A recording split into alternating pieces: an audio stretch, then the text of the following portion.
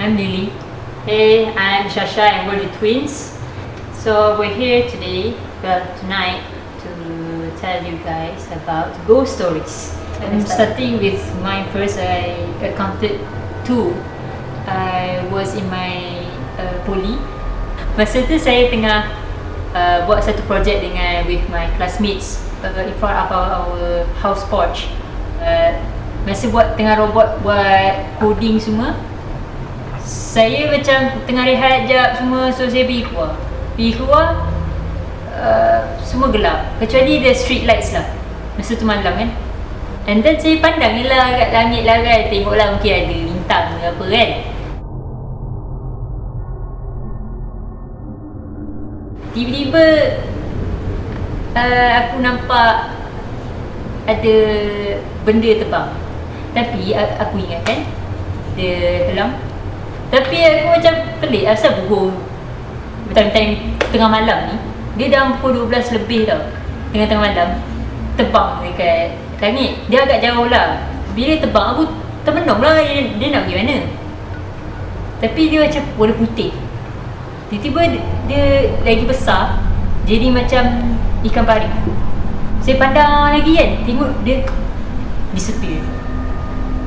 Okay, aku pergi tanya kawan aku kan, kau nampak tak? Dia cakap, apa yang nampak? Aku pun cerita lah, tapi dia cakap penat pun. Tapi aku macam okay, dari selayar.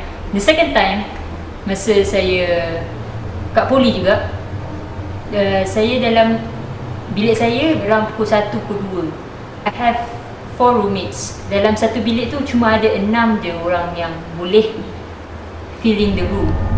One partition, 2 orang. One partition, 2 orang.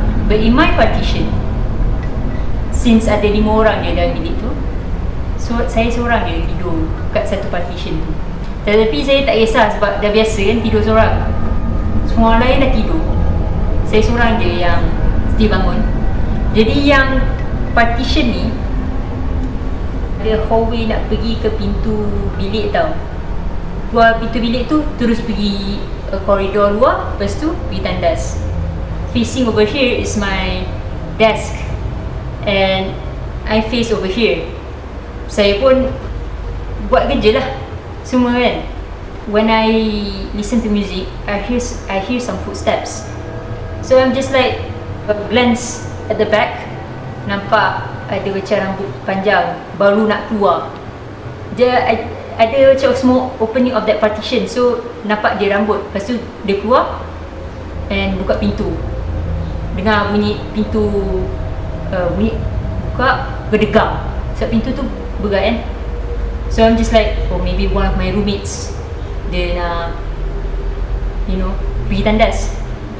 I'm just like fine lah. But few minutes after that, I'm just like, why there's no pintu berdegang balik? Because I assume she must have masuk balik dalam bilik kita sebab takkan lama gila kat bilik air. And I'm just like, you know what, maybe they should be it. Saya dah penat buat kerja, masuk tidur. The next morning, I ask my roommates, semalam korang ada tak pergi tandas malam? None of them say yes. Okay, whose hair and whose footsteps that I've been hearing?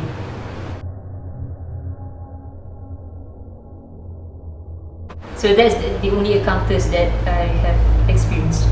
Syah pula, he also in my university. Dia dah berapa tahun lepas. Masa tu saya masih diploma seni. Saya duduk kat satu hostel.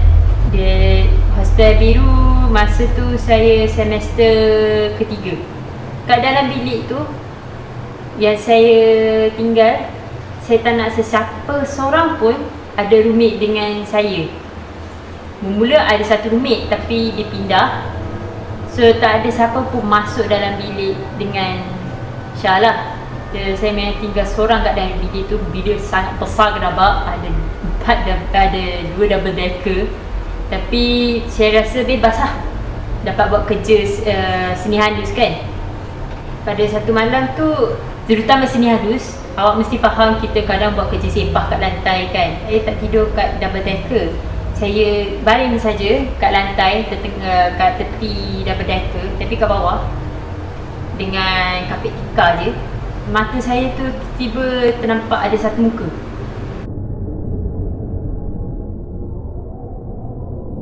Satu muka dia macam shifted tau.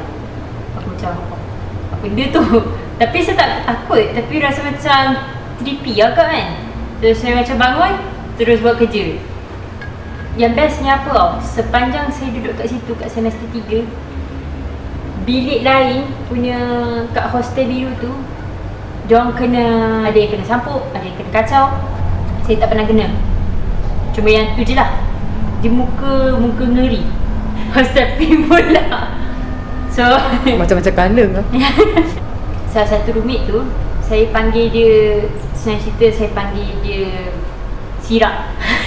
Sirap kau panggil.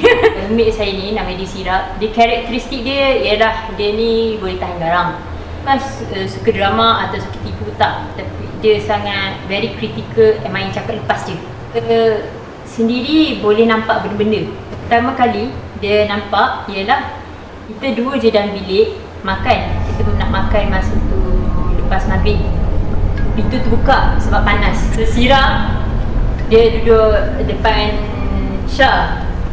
Sirap tu dia tiba panik tau. Dia tiba panik, dia macam pergi lompat ke belakang. Tiba-tiba dia tutup pintu kunci. Kenapa? Apa jadi? Macam dia nampak ada benda berguling, kepala berguling.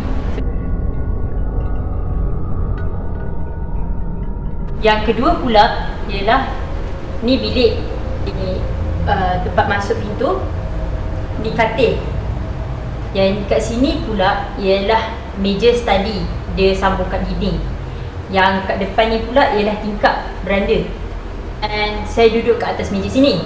Tingkap terbuka. Dan saya pun buka sebab panas kan. Bilik panas maksudnya, biasalah kan. Yang kat sini pula ialah Sirap, dia duduk kat sini. Dia cakap dengan saya. Tiba Sirap macam, Kak, sebab saya senior kan, saya paling tua. Dia macam cepat-cepat cemas kan, macam, Kak, dia tolong tutup tingkap, tutup langsir cepat. Saya membelakangi tingkap tau. So saya tutup, terus tutup langsir. Isyak dan tanya dengan Sirap, apa jadi? Akak ni tengah cakap, tiba belakang akak tu dekat dua tingkap tu keluar kepala macam ni, putih.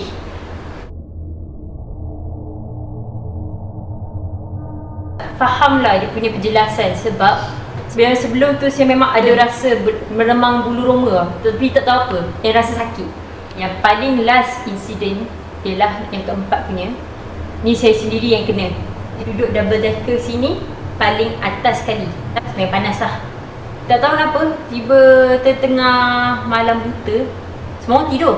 Masa tu bilik gelap, tiba saya terbangun tau. Tiba rasa berpeluh. Tak pusing, tak dapat. Saya memang menghadapi ke arah dinding. Nak pusing ke kiri, macam ada benda. Macam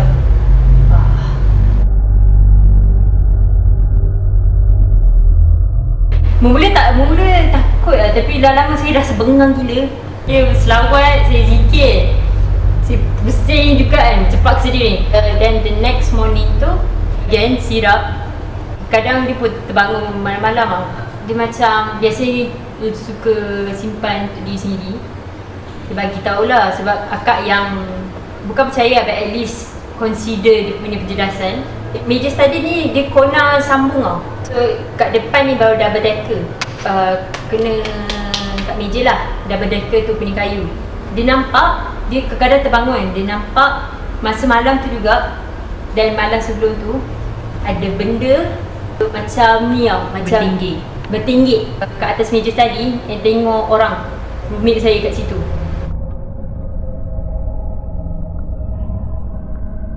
Padahal dia sendiri tak tahu. Saya bangun tau, dia tak explain apa-apa lagi. Dia dah, sebab dia dah berapa kali tengok tau, ada benda bertinggi. List tu saya percaya dia lah, sebab tu bukan kebetulan. Tapi harap-harap Sirap tu dia baik-baik sajalah. Sirap tu tolonglah saya juga. Dia ada banyak tolong saya. Jaga diri baik-baik, jangan keluar banyak sangat. Jangan Jangan tingkatkan kes lagi. Stay at home. Okay, bye-bye. Sirap dia bagi.